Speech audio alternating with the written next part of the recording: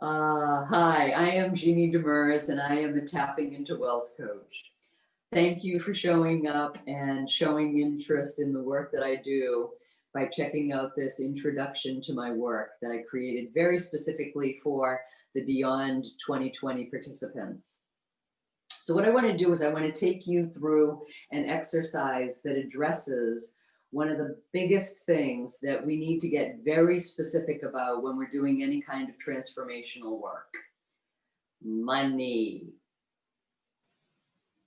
There are many people who are doing general work around abundance and abundance blocks, but they're not getting specific. They're not getting specific enough about money. Money is, in fact, one of the biggest problems that people have, and it's causing all sorts of pain and suffering and worry and disappointment and stopping people from doing what they love. Yet, it's not often addressed in a very specific way.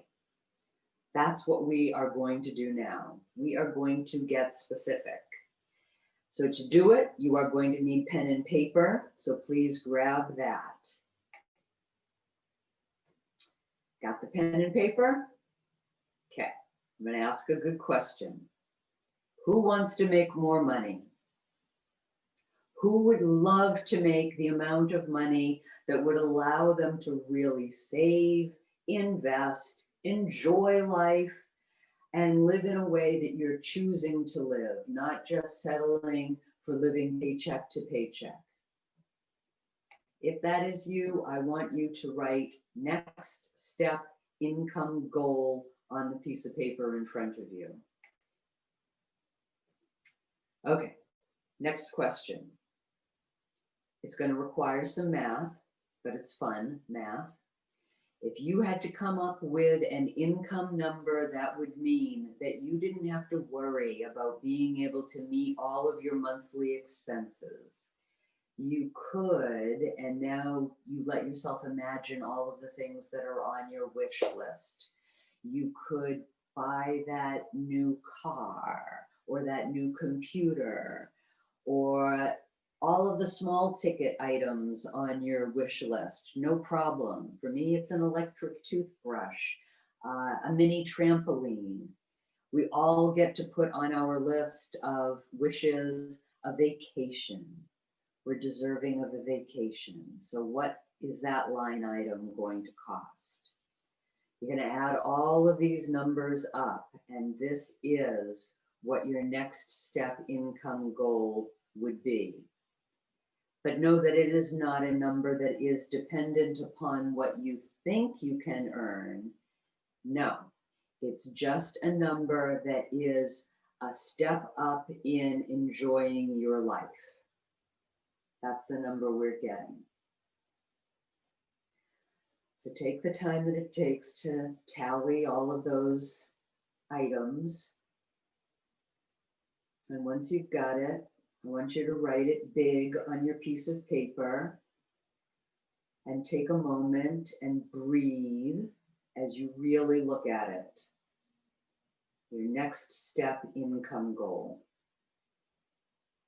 Now, while you're looking at this number, the optimist in you, dismiss her or him.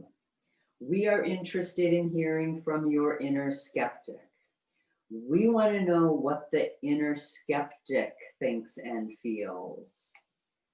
So, to get to that, look at that income goal and say aloud, "It's impossible," and say it with feeling. Actually, write it down as you're saying it. It's impossible. This is allowing that inner skeptic to speak. And I want you to see how true that feels. How true does "it's impossible" feel on a scale of 0 to 10? 10 is "it's impossible" feels completely true. It's a true feeling, it's impossible. And 0 is "it's impossible" doesn't feel true for me at all. Okay, so it's a little reverse, where 0 is "I'm not feeling it's impossible." Write that number down. Maybe it's impossible only feels true at a 5 or a 6. But when it feels true, what are the emotions that get triggered?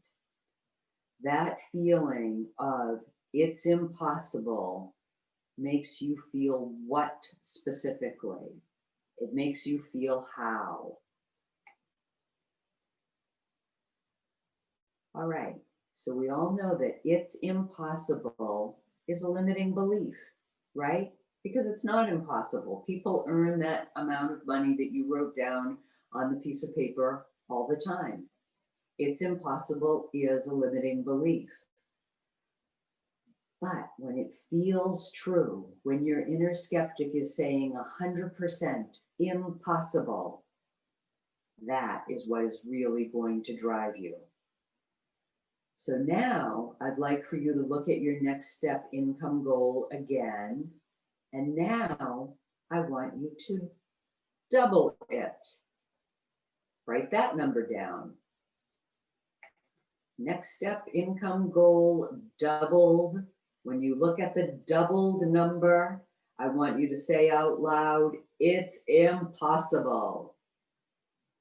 And when that feels, if it does feel true, what's the feeling in you? Is it a good sunshiny feeling? Or is it more like a stormy, you just rained on my parade kind of a feeling? And what do you hear yourself saying in response to that number? Are you hearing positive, light-filled, hopeful things springing to mind? Or is it more skeptical, doubtful, harsh kinds of things? Whatever it is that you hear yourself saying in there, write it down. All right? It's important that you see this, that as soon as you set a really big goal, it triggers an immediate reaction of resistance. I'll give you an example. I belong to a BNI, that's Business Network International chapter in Manhattan, and I have a lot of real estate people in it. And I did this exercise with a group of them, and a mortgage broker that I would not have expected it from, because she closes a lot of business. When she looked at her double number, she said, it makes me want to throw up. So incredibly successful people who are goal setters and really want to achieve a lot, yet when they did this process, they couldn't believe how much anxiety got triggered. So you can be totally successful and brilliant and still have what is coming up in this exercise. And by the end of this exercise, you are going to have a map of some of the most key inner beliefs that are driving you. Because when we get them down onto the page and when we measure them, they no longer have all of this power over us, and we can deal with them in a very direct way. Everybody does know what a limiting belief is, but so what? How does that help you if you don't know exactly what they are for you? If you don't know how strong they are? If you don't know what the big ones are for you? That's what we're doing here. All right, so more measuring. Look at that doubled number and say, it's impossible. In fact, write it's impossible near that doubled number. And feel. How true does that feel on a scale of 0 to 10? 10 being it's completely true that it's impossible, and 0 is it's not true at all. It's not impossible for me. Also, what are the feelings? What's the feeling there when you say that? Write down what the feelings are. What do you hear in your head? What do you hear yourself saying in relation to that number? Write down what it is that you're hearing. Now say aloud, as you look at that doubled number, you're going to say something else. You're going to say, I can do it. I can do it. How true does that feel, 0 to 10? 10 being, of course I can do it. And 0 is, no way am I ever going to be able to do that. And what are you feeling? And what are you hearing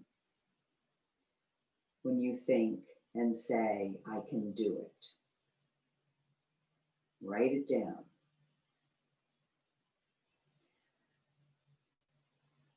And now I'm going to have you say, I deserve it. I deserve it. Write that down and measure it. How true? 0 to 10. I deserve it. 0 is, no, I don't deserve it. Not at all. And 10 is, yeah, of course I deserve it. Thoughts and feelings that go along with it. It might be really positive stuff that goes along with deserving, at least consciously.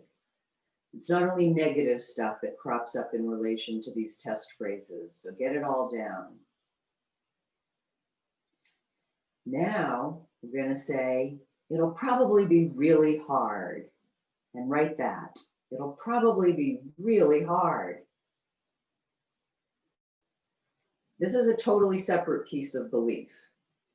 It'll probably be really hard, really gets to how much you value yourself and value your time.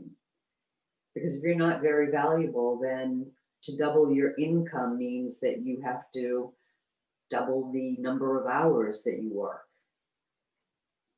So how true does it feel, 0 to 10?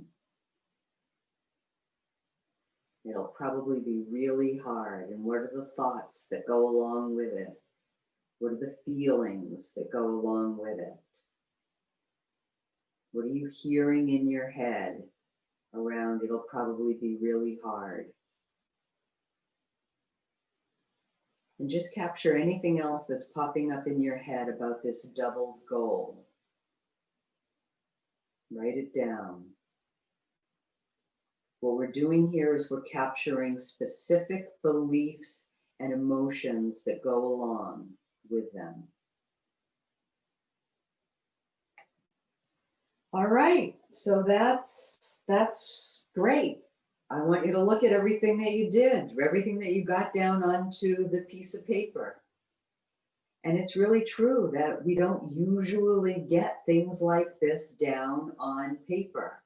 We don't really look at them in this way, do we? We don't actually measure them.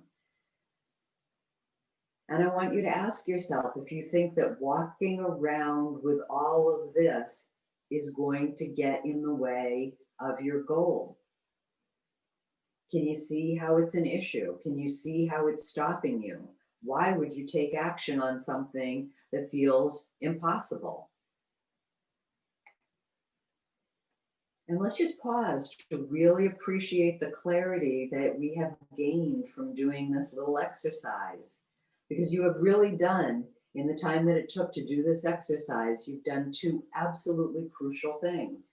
You've identified exactly what some of your limiting beliefs sound like, and you've numerically measured the emotional intensity of the limiting beliefs. So this is bringing light and clarity to the things that are stopping you. And these are no fun questions that I'm about to ask, but ask them I will. How long do you think that this way of operating has been limiting you? How long? 10 years? 20 years?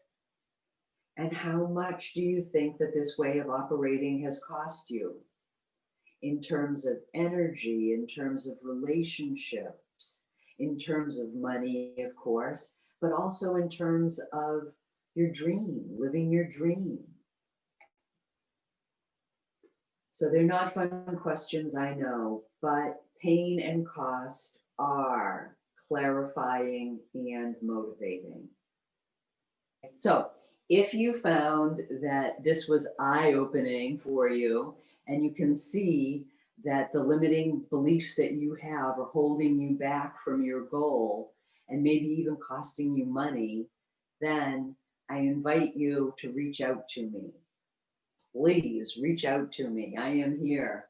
I am at Jeannie@realizewhatmatters.com, and you can reach out to schedule a 30-minute call with me to discuss exactly what it is for you that's in the way of realizing your value.